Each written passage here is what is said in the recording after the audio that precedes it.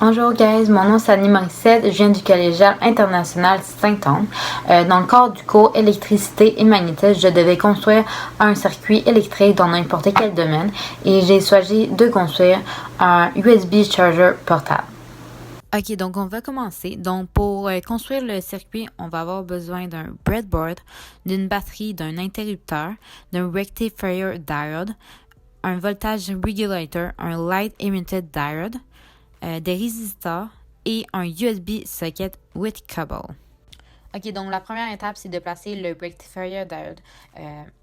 Puis ça que ça sert, c'est que si la batterie est placée du mauvais sens, ça ne va pas endommager le circuit, puis ça descend aussi de 1 volt, donc afin de diminuer la chaleur du voltage regulator.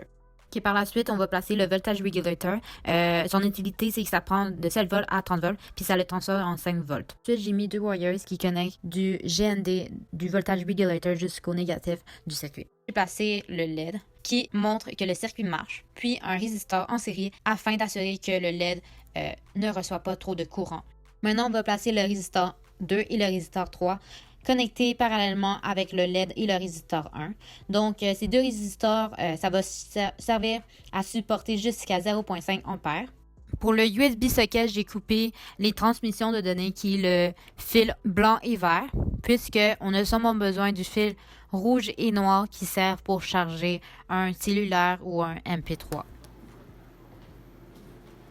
Ok, maintenant pour le résistor. Donc là, on essaye avec le Android. La lumière s'allume, puis le cellulaire se recharge par lui-même.